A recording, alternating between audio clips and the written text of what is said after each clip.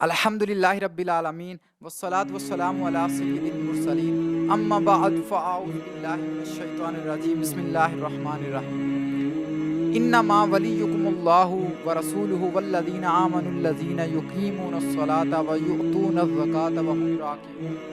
اللہ تعالیٰ نے قرآن مجید میں ارشاد فرمایا انما ولیکم اللہ، بے شک تمہارے دوست ہیں اللہ، ورسولہ اور رسول، بے شک تمہارے دوست اللہ اور رسول ہیں، والذین آمنوا الذین یقیمون الصلاۃ ویؤتون الزکاۃ، اور ایمان والے تمہارے دوست ہیں جو نماز ادا کرتے ہیں اور زکوٰۃ دیتے ہیں، جو نماز ادا کرتے ہیں اور زکوٰۃ دیتے ہیں اور اللہ تعالیٰ کی بارگاہ میں جھکے رہتے ہیں۔ اس آیت کریمہ کا شان نزول یہ ہے کہ کفار کی ایک جماعت حضور علیہ الصلوۃ والسلام کی بارگاہ میں حاضر ہوئی اور آ کر کہتے ہیں کہ یا رسول اللہ صلی اللہ علیہ وآلہ وسلم، ہم ایمان لے آئے ہیں، لیکن ان کے دلوں میں ابھی تک ایمان داخل نہیں ہوا تھا۔ اس آیت کریمہ کے تحت یہ معلوم ہوا کہ بد نصیب کو کسی کی اچھی صحبت بھی فائدہ نہیں دے سکتی اگر وہ بد نصیب ہے۔ کیونکہ نبیوں کی صحبت بھی اختیار کی لوگوں نے، لیکن وہ ابو جہل رہے، ابو لہب رہے۔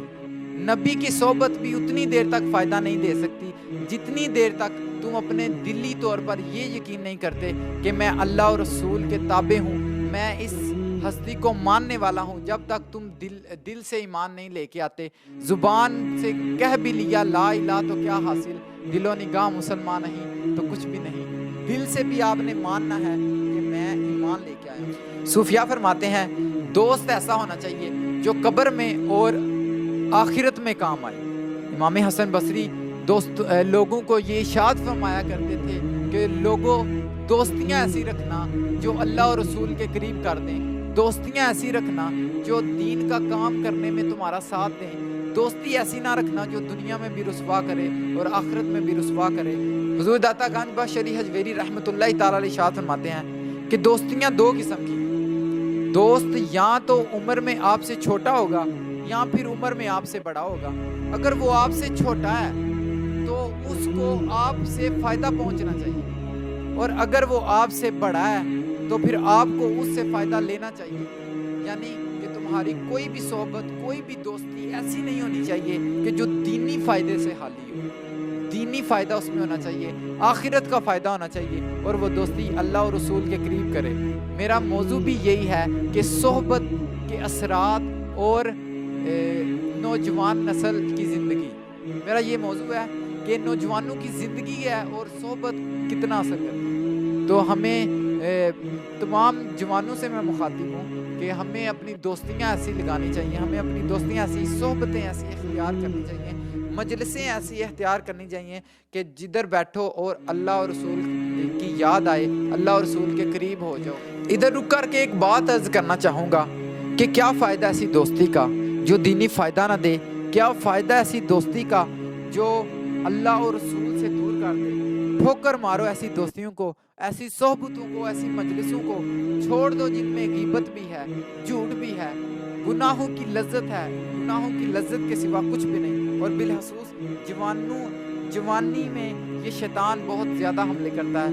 حضور علیہ الصلوۃ والسلام نے ارشاد فرمایا 7 لوگ ایسے ہوں گے قیامت کے دن جن کو اللہ تعالیٰ اپنے ٹھنڈے عرش کا سایہ عطا کرے گا۔ ان میں ایک وہ نوجوان ہوگا جس نے جوانی میں توبہ کی ہوگی، ایک وہ جوان ہوگا جس کی جوانی سجدوں میں گزری ہوگی، وہ جوان ہوگا جس کی جوانی عبادت میں، واعظ و تبلیغ میں گزری۔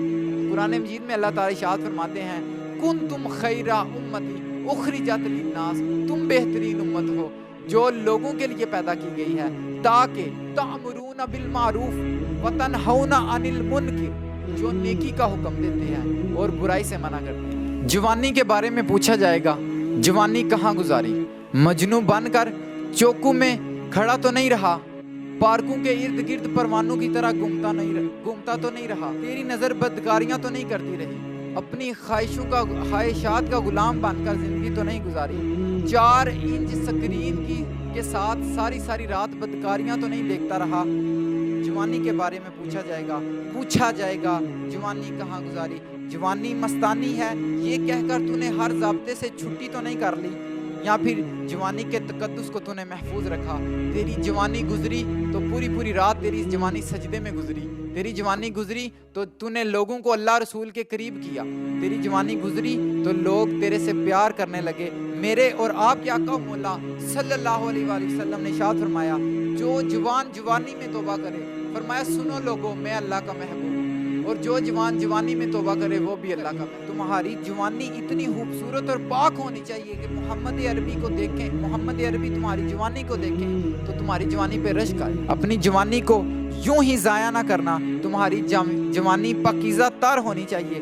اپنی جوانی کو آوارگی میں بسر نہ کرنا. اپنی جوانی کو دین کے لیے وقف کرنا. تم رات کو نکلو، دن کو نکلو. تمہارا مقصد حیات تمہارا دین، تمہارا رسول، اللہ تعالیٰ کی ذات ہونی چاہیے.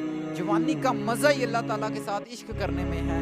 لوگ کہتے ہیں بدلتا ہے زمانہ سب کو، لوگ کہتے ہیں بدلتا ہے زمانہ سب کو، مگر مرد وہ ہیں جو زمانے کو بدل دیتے ہیں. مرد وہ ہیں جو ہم انشاءاللہ عز و جل یہ نیت کرتے ہیں کہ ہماری جوانی دین کی خدمت میں گزرے گی، اللہ اور رسول کا بن کے گزرے گی. اللہ تعالیٰ جب کسی کو اپنا دوست بناتا ہے تو اس کا نصیب اوج ثریا پر پہنچ جاتا ہے. اس کا نصیب آسمانوں تک پہنچ جاتا ہے. وہ مقام ہے جب علامہ اقبال رحمۃ اللہ تعالیٰ نے بیان کیا ہے کہ خدا بندے سے خود پوچھے بتا تیری رضا کیا ہے. آل عمران میں اللہ تعالیٰ نے ارشاد فرمایا ہے وَلَا تَحِنُوا وَلَا تَحْزَنُوا وَأَنْتُمُ الْأَعْلَوْنَ إِن كُنتُم مُؤْمِنِينَ. اور تم ہمت نہ ہارو، کامیابیاں تمہاری ہیں، پست ہمت نہ بنو، خوف نہ کھاؤ، کامیابیاں تمہاری ہیں، غالب تم رہو گے، جیت تمہاری ہے. مگر کیا شرط ہے؟ شرط یہ ہے کہ اگر تم مومن ہو. دل میں ایمان کی شمع موجود ہے تو شرط یہ ہے کہ اگر تم مومن ہو تو تم کامیاب ہو. کی محمد سے وفا تو نے تو ہم تیرے ہیں، یہ جہاں چیز ہے کیا لوح و قلم